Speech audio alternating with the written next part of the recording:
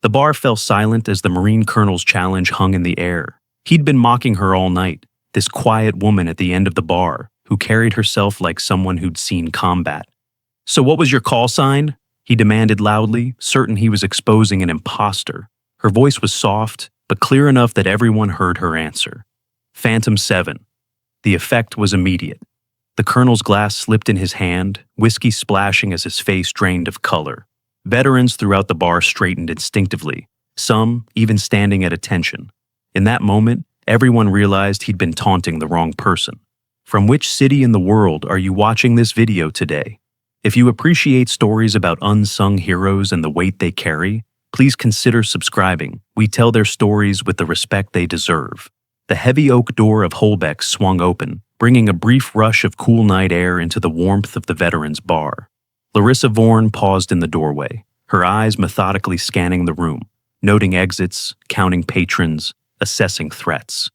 It was an unconscious habit, like breathing. Holbeck's was packed tonight. A group of newly commissioned officers occupied the center tables, their voices carrying an enthusiasm that only the untested could maintain. Their pressed uniforms contrasted sharply with the worn clothing of the bar's regular patrons. Larissa moved to the far end of the bar, selecting a seat that gave her clear sight lines to both entrances and the back hallway. Her movements were fluid but precise, economical in a way that spoke of thousands of hours of training. "Evening, Larissa," Zephyr acknowledged her with a subtle nod. The bartender's left sleeve was pinned neatly at the wrist, a permanent reminder of an IED outside Fallujah. "The usual?" She nodded once. Zephyr placed a neat whiskey before her, without further conversation, understanding her preference for silence. At the center of the bar, Colonel Abernathy Mercer held court, his silver hair catching the dim light as he regaled his audience of junior officers with tales from his deployments. His ribbon rack told an impressive story, though Larissa noticed he wore it on his civilian blazer, an unusual choice that spoke volumes about his need for recognition. "And that's when I told the ambassador, 'Sir, with all due respect, my Marines aren't here to babysit diplomats.'" Mercer's booming laugh encouraged the expected chorus of appreciation from his audience. Larissa sipped her whiskey, her attention divided between her own thoughts and the subtle monitoring of the room. A lifetime of operational awareness couldn't be switched off, even here. As the night progressed, Mercer's stories grew louder, his gestures more expansive. His gaze occasionally drifted toward Larissa, noting her tactical watch, the specific wear pattern on her boots, the way she positioned herself in relation to the entrances. When she ordered a second drink, Mercer's attention fully shifted her way. He leaned toward his executive officer, Major Thaddeus Irving, but spoke loudly enough to carry. "You see that? Another civilian contractor playing dress-up soldier. They buy the gear, learn the lingo, then charge the Pentagon consulting fees for expertise they never earned." Irving shifted uncomfortably but said nothing. Several of the younger officers glanced toward Larissa, curious about the subject of the colonel's disdain. Larissa gave no indication she'd heard, though Zephyr noticed the subtle tightening of her fingers around her glass. He moved toward her, wiping the bar between them. "Ignore him," he murmured. "Third drink always turns him into an ass." Mercer's volume increased. These private military consultants waltz around secure facilities with their clearances, but half of them have never heard a shot fired in anger. The bar's atmosphere shifted. Regular patrons recognized the building confrontation, and conversations quieted. Lieutenant Octavia Wren, one of the newly commissioned officers, watched with growing discomfort, her celebration forgotten, as she observed the colonel's increasingly targeted comments. Mercer, irritated by Larissa's composed indifference, finally approached her directly. He positioned himself just behind her left shoulder, invading her space with deliberate intent. "You know what gives it away?" he asked loudly. "The watch, the boots, the way you're sitting right now, back to the wall, eyes on the door. You're wearing the costume, but are you the real thing?" Zephyr moved toward them. "Colonel, maybe tonight's not—" "I'm having a conversation with the lady." Mercer cut him off sharply. He focused again on Larissa's back. "So, what's your story? Where'd you serve? What was your call sign? Or did you buy all this gear online to look the part?" The bar fell completely silent. Every eye was now on this confrontation. Larissa slowly rotated her bar stool to face Mercer, making eye contact for the first time. Her expression remained neutral, but something in her eyes, a depth of experience perhaps, caused several veterans in the room to straighten instinctively. Mercer smirked, certain he'd exposed an imposter. No call sign? That's what I thought. The silence that followed Mercer's challenge seemed to stretch beyond the confines of time. Even the ambient sounds of the bar, ice settling in glasses, the hum of the refrigeration units seemed to fade away. Larissa's voice, when she finally spoke, was surprisingly soft, yet carried through the silent room with perfect clarity. Phantom 7. Two simple words, yet their effect was seismic. Colonel Mercer's expression transformed from smug superiority to shocked disbelief in an instant. His hand jerked involuntarily, the whiskey glass slipping between his fingers. He fumbled, barely catching it before it shattered on the floor, amber liquid sloshing over the rim onto his hand. Major Irving audibly gasped, taking an involuntary step backward as though Larissa had suddenly transformed into something dangerous. His face had drained of color. The younger officers looked confused, exchanging glances, trying to understand the significance of what had just occurred. But every veteran in the room had visibly tensed. Some straightened in their seats, others stared with new recognition. Lieutenant Wren, though unfamiliar with the reference, recognized the reactions of her superiors. Whatever Phantom 7 meant, it had fundamentally altered the power dynamic in the room. Mercer struggled to find his voice. That's not possible. Phantom 7 was very real, Colonel, and very classified. The new voice came from a dark corner booth where Admiral Silas Thorne had been sitting unnoticed. The elderly man rose slowly, his weathered face partially hidden in shadow. Though in civilian clothes, his bearing unmistakably marked him as a flag officer. Admiral, Mercer acknowledged automatically, his military discipline asserting itself even through his shock.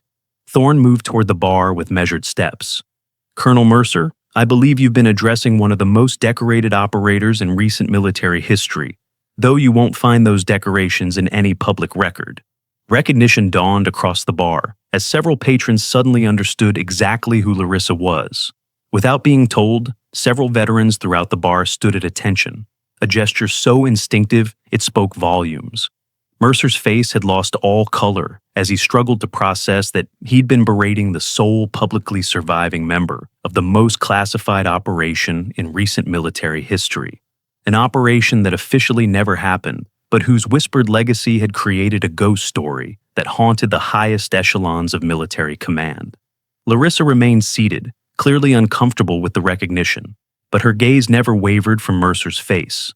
There was no triumph in her expression, no satisfaction at his humiliation, only a deep weariness that suggested she'd seen this scenario play out before. Sir, Mercer began, addressing Admiral Thorne while struggling to regain composure, I wasn't aware that any Phantom 7 operators were still breathing. Larissa completed his thought, her voice carrying a hint of grim humor. Fewer than there should be. The statement hung in the air, laden with unspoken history. Whatever Phantom 7 had been, it had clearly exacted a terrible toll.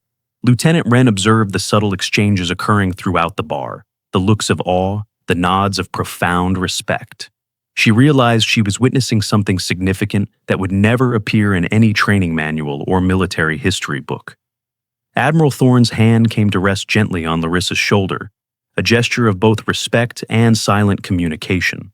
Something passed between them, an understanding born of shared knowledge too classified for this public setting. Colonel Mercer straightened his posture, military discipline finally overriding his shock. What happened next surprised everyone who didn't understand the true significance of that call sign. He rendered a perfect formal salute, a profoundly meaningful gesture in civilian clothes and setting. Ma'am, I spoke out of line and without knowledge, he said, his voice steady and formal. I apologize for my conduct. Larissa acknowledged with a small nod, but didn't return the salute. She wasn't in uniform, and her discomfort with the formality was evident. We're all just trying to enjoy a quiet drink, Colonel. The tension that had gripped the bar began to dissipate. Conversation slowly resumed, though significantly quieter and more respectful than before. The nature of the room had transformed. Lieutenant Wren approached cautiously, not to ask about Phantom 7. She understood enough to know better, but to quietly place a fresh drink beside Larissa with a simple, "Thank you for your service." The genuine simplicity of the gesture seemed to affect Larissa more than Mercer's formal apology. She offered the lieutenant a rare smile. "Take care of your people, Lieutenant. That's the only thanks any of us need." As the night progressed, Larissa remained at her spot at the bar, though the space around her had changed. No one approached directly, but respect manifested in subtler ways. Drinks appeared without being ordered. Conversations included respectful nods in her direction. Veterans found reasons to pass nearby and offer quiet acknowledgments. Zephyr returned to Larissa's end of the bar, silently placing a challenge coin before her, one she recognized from an operation that officially never happened. "Been carrying this a long time," he said quietly, waiting for someone who'd understand what it cost. Larissa's fingers traced the worn edges of the coin, her eyes momentarily distant. "Too much," she finally replied. "It always costs too much." Hours later, as the bar finally emptied, Larissa settled her tab and stepped out into the rain-slicked parking lot. The night air carried the scent of approaching dawn, though the sky remained dark. Admiral Thorne waited beside a black SUV with government plates, his aged frame somehow straighter outside the confines of the bar. "It was only a matter of time, Larissa," he said without preamble. "They're eliminating Phantom 7 operators one by one." Larissa's expression revealed she had already suspected this truth. Her response was measured, professional. "Dashel, Paraguay last month. And Alara, Geneva last week. Made to look like a heart attack, but the timing is too convenient." Larissa nodded grimly. "I felt someone watching me yesterday. Thought I was getting paranoid." "Your instincts kept you alive this long," Thorne observed. "The Pentagon wants to bring you in, protective custody." A humorless smile crossed her face. "We both know there's no protection from this, Admiral. Not even from inside." Rain fell steadily now, beating on her jacket and running down her face like tears she'd never allow herself to shed. "Then what's your play?" Thorne asked. Larissa looked back at the bar, then to the horizon where the faintest hint of gray suggested the coming dawn. "Find the remaining team, figure out who's targeting us, and do what Phantom 7 does best. Which is, become the nightmare that haunts other people's sleep."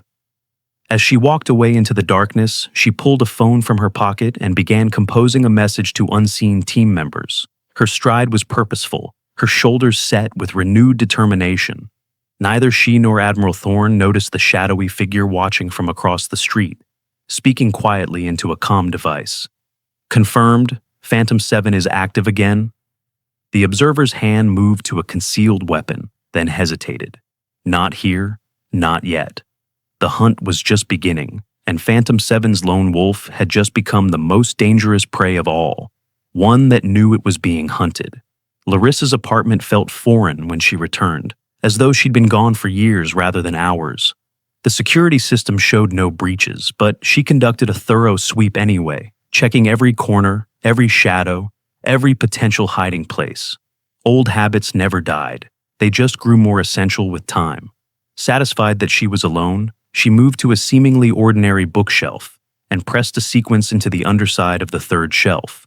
A soft click and a hidden compartment opened in the wall behind it.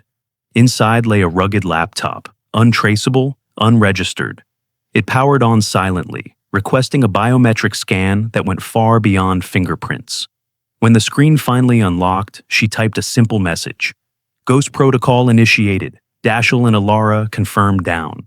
Rendezvous at Echo Point in 72 hours.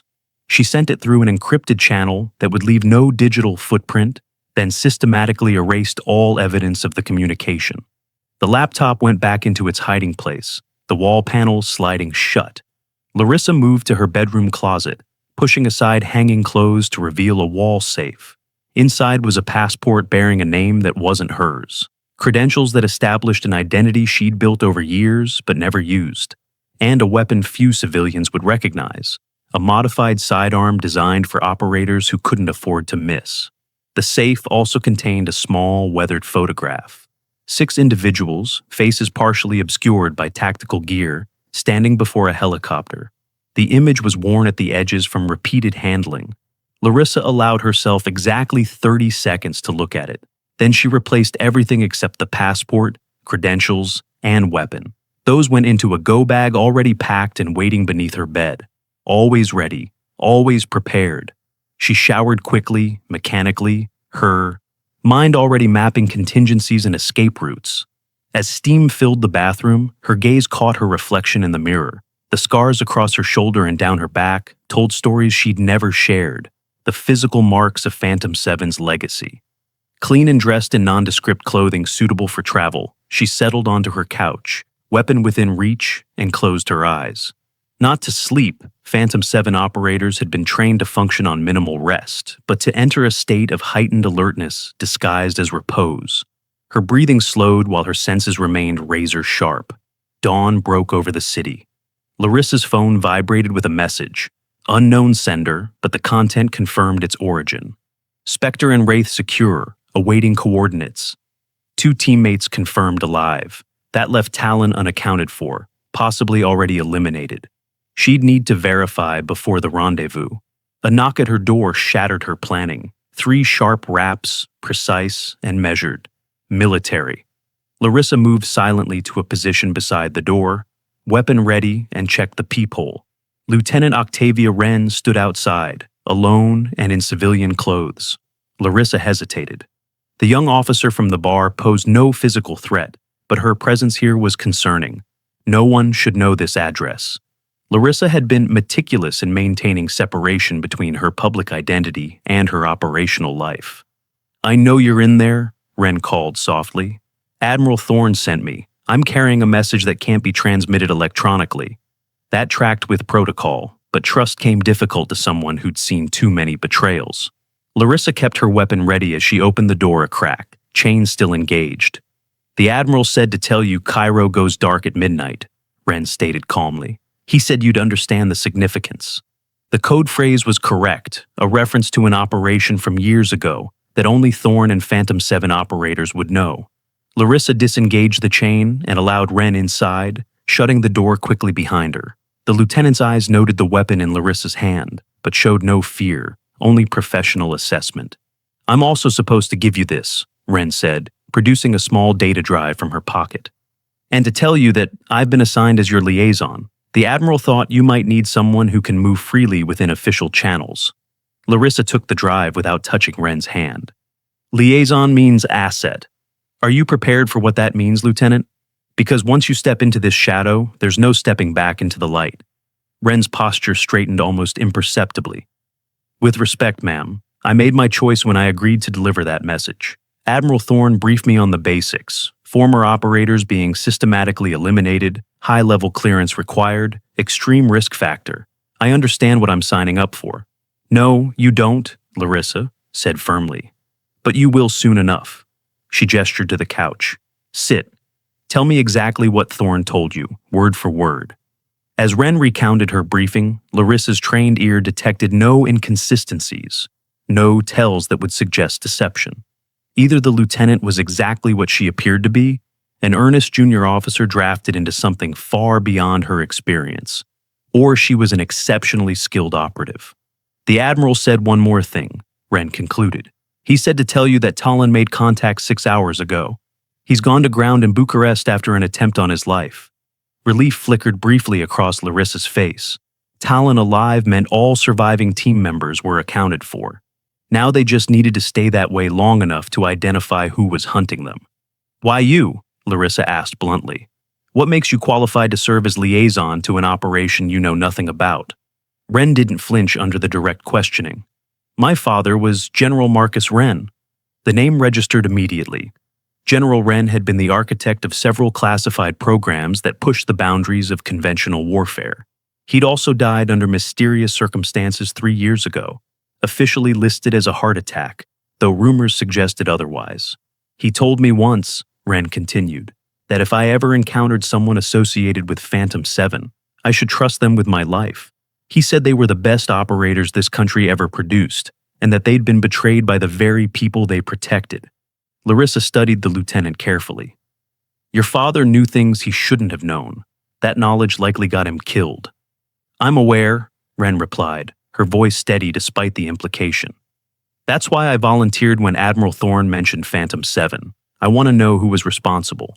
For the first time since the bar, Larissa felt something shift in her assessment of the situation. Vengeance was a motivation she understood intimately. It created reliable allies, if nothing else. The data drive, she prompted, contains the autopsy reports for Dashiell and Alara, along with surveillance footage from both locations 48 hours prior to their deaths. The Admiral thought it might help identify the perpetrators. Larissa nodded, already formulating how to analyze the data securely.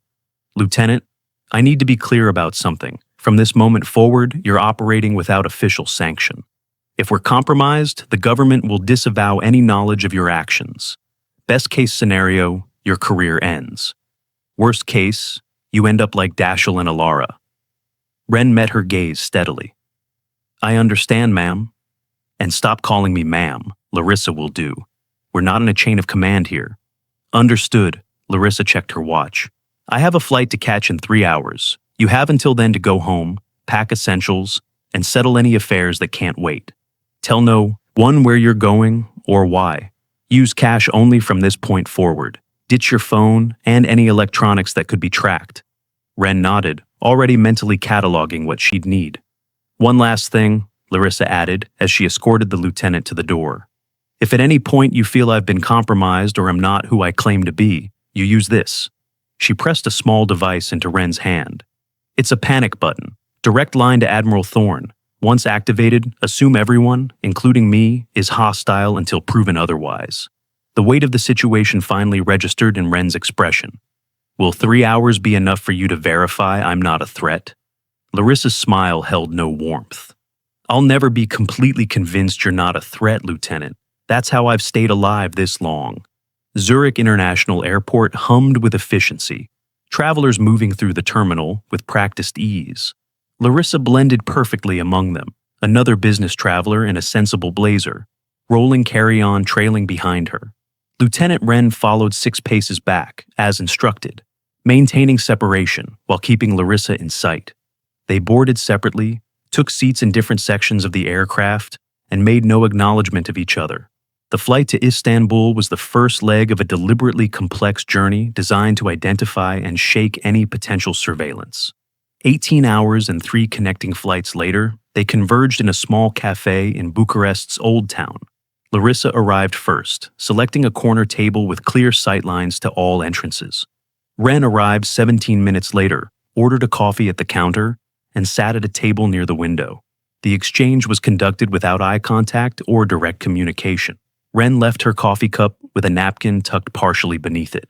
Larissa, departing 10 minutes later, collected it as though cleaning her own table. The coordinates written in faint pencil on the underside of the napkin would direct her to the safe house where Talon waited. Navigating the narrow streets of Bucharest, Larissa maintained constant awareness, doubling back twice to confirm she wasn't being followed. The rain had started again, providing welcome cover as pedestrians hurried with heads down, umbrellas obscuring faces. The building was nondescript, weathered stone indistinguishable from its neighbors. Larissa entered through a service door in the rear, climbing 5 flights of stairs rather than risking the elevator. At the door marked 507, she knocked in a specific pattern. The door opened to reveal a mountain of a man, bearded and scarred, eyes alert despite obvious exhaustion. Talon, though his real name was Nikolai Resnick, former Spetsnaz operator, recruited by U.S. intelligence for his unparalleled skills in close-quarters combat. Took you long enough, he rumbled, his Russian accent still detectable despite years in America. Had to make sure I wasn't bringings. Company, Larissa replied, stepping into the sparse apartment. Her eyes performed a quick assessment. 2 exits, windows with clear escape routes, weapons strategically placed for quick access. Talon had prepared well. Your new friend is clean, he said, nodding toward the street where Wren would be arriving shortly. Had her under surveillance since she left the airport. No one following. Larissa raised an eyebrow. You still have local assets? I have assets everywhere, Talon replied without elaboration. Spectre and Wraith arrive tomorrow. Separate flights, separate routes. And security? 3 layers, physical perimeter, electronic countermeasures, and a few surprises for unwanted visitors. He gestured to several nearly invisible tripwires connected to silent alarms. Not as sophisticated as what we had in Tehran, but it will suffice. The mention of Tehran hung between them, heavy with unspoken history. A soft knock at the door, matching the pattern Larissa had used. Talon moved to answer it, weapon ready but concealed behind his back. Wren entered, immediately taking in the room's layout and defensive positions with an efficiency that surprised Larissa. The lieutenant's situational awareness exceeded what her limited experience should allow. "Lieutenant," Talon acknowledged with a slight nod. "Your father was a good man." Wren's composure faltered momentarily. "You knew him?" "He saved my life in Kandahar before Phantom 7. Talon turned to Larissa. "She has his eyes. Same determination." The observation served as both assessment and approval. If Talon trusted her, that simplified matters considerably. "Show me what we know," Larissa said, moving to the table where several laptops were arranged.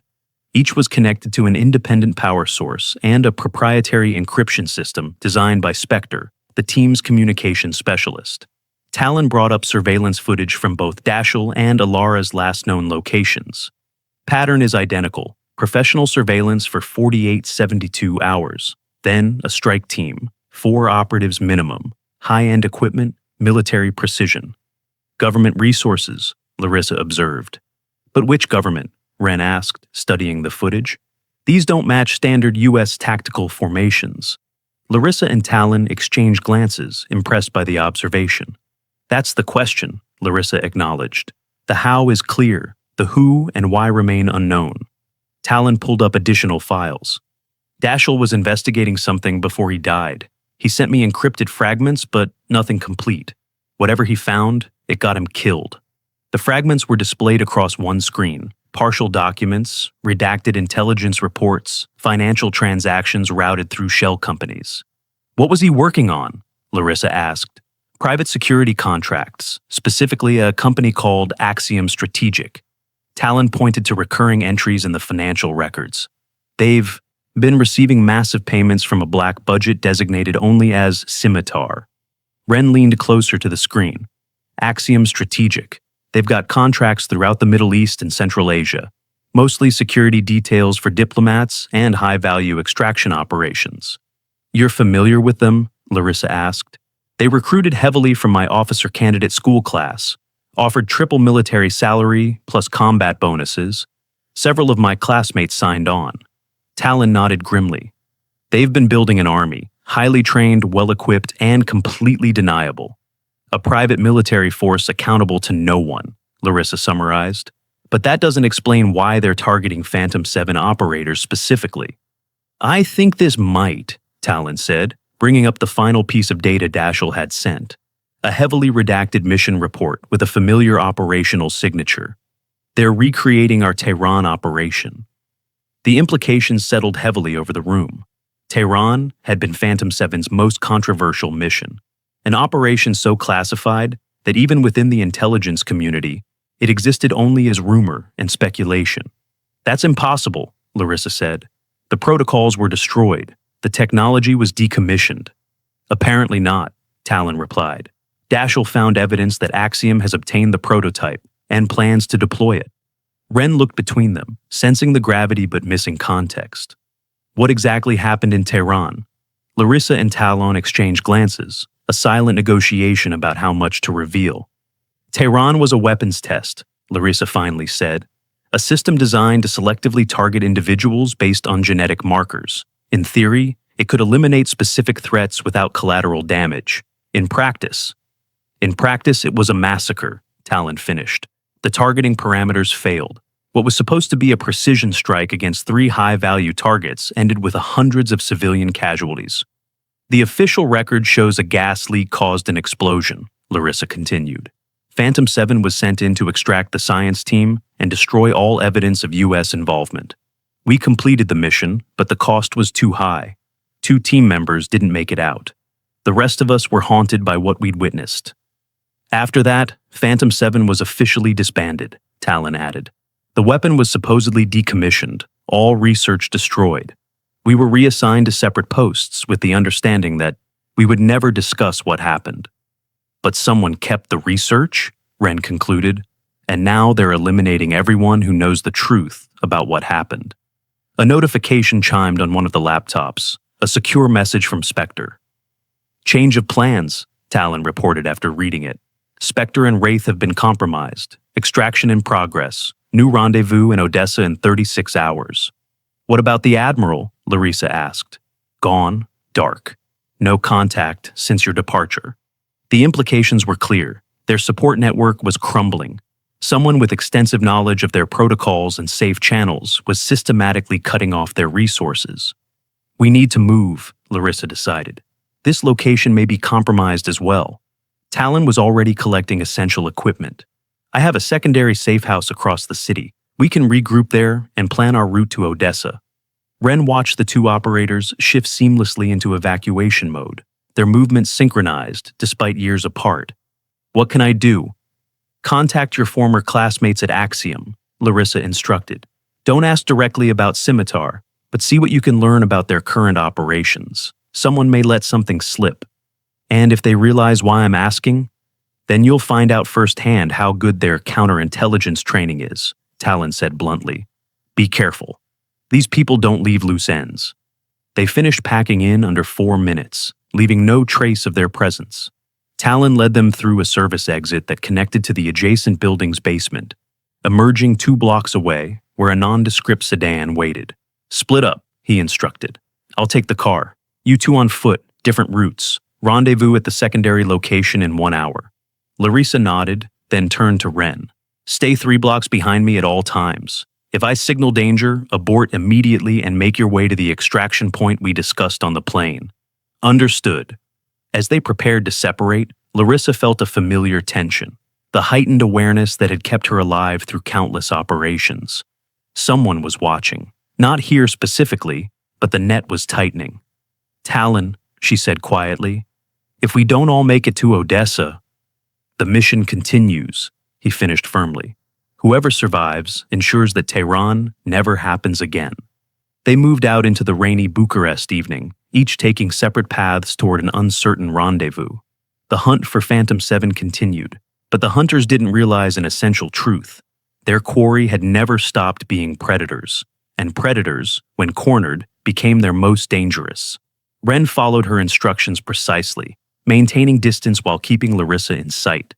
As she navigated the unfamiliar streets, the lieutenant reflected on how quickly her world had transformed. 3 days ago, she'd been celebrating her commission. Now, she was involved in a shadow war with stakes she was only beginning to comprehend. Her father's words echoed in her memory. Trust Phantom 7 with your life. She was doing exactly that, though not in the way he likely intended. Whatever happened next, there would be no going back to the ordered world of military protocol and clear chains of command. Ahead, Larissa turned a corner and disappeared from view. Ren counted to 30 before following, maintaining the prescribed distance. When she reached the corner, she paused, checking reflections in shop windows for signs of surveillance. What she saw instead was Larissa, stopped in the middle of the narrow street, hands raised slightly. 3 men in civilian clothes had her surrounded, their posture and positioning unmistakably professional. One held something against Larissa's side, likely a concealed weapon. Ren froze, assessing options. Intervention would likely get both of them killed. Following protocol meant retreating to the extraction point. But abandoning Larissa meant losing their best chance at understanding the conspiracy targeting Phantom 7. As she wavered, Larissa's head turned slightly. Their eyes met briefly across the distance. The message was clear: run.